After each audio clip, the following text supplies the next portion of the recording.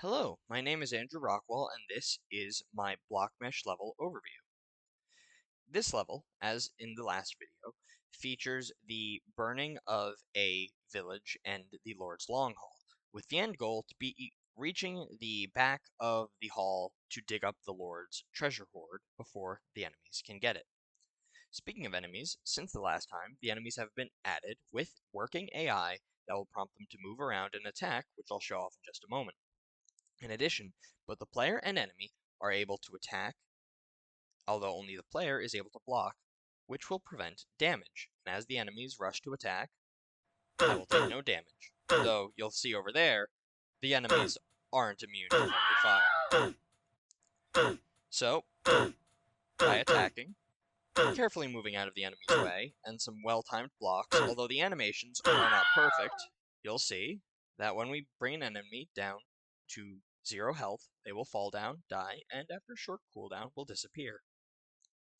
The combat is not perfect, mostly due in part to animations leading to overlap and a hard time getting the attacks to line up just perfectly.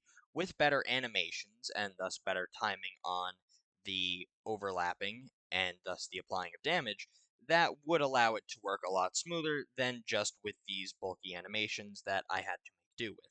However, I'm quite pleased with the overall result, and the player is able to fight their way through the enemies, though it's quite risky with the little bit of jank there is in the level at present.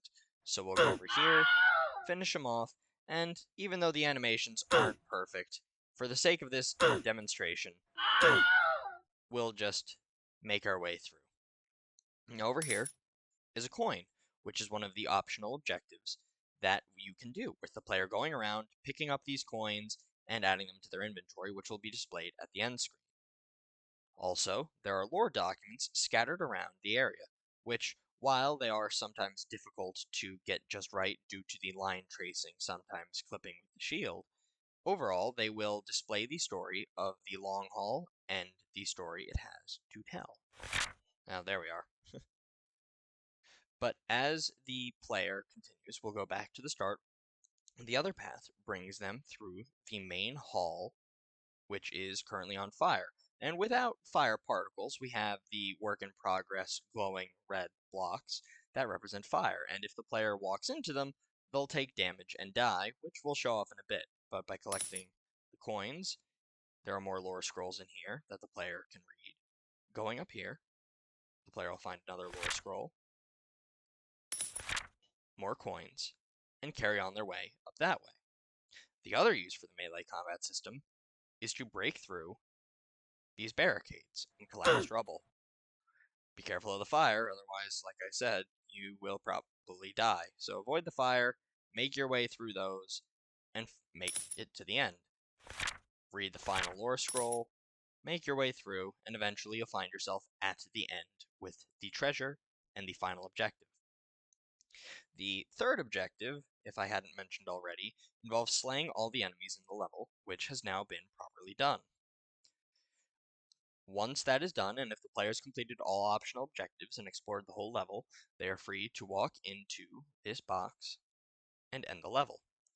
You'll see 4 lore has been collected, 5 hack silver, there are no enemies remaining, and the level is complete, having tracked these metrics. While the enemies remaining has been difficult with getting the display to work, it is showing the player that there is the enemies as a third optional objective, with the main one being, have you completed the level? Yes or no? I hope you enjoyed watching my level overview. I look forward to working on more in the future. Have a nice day.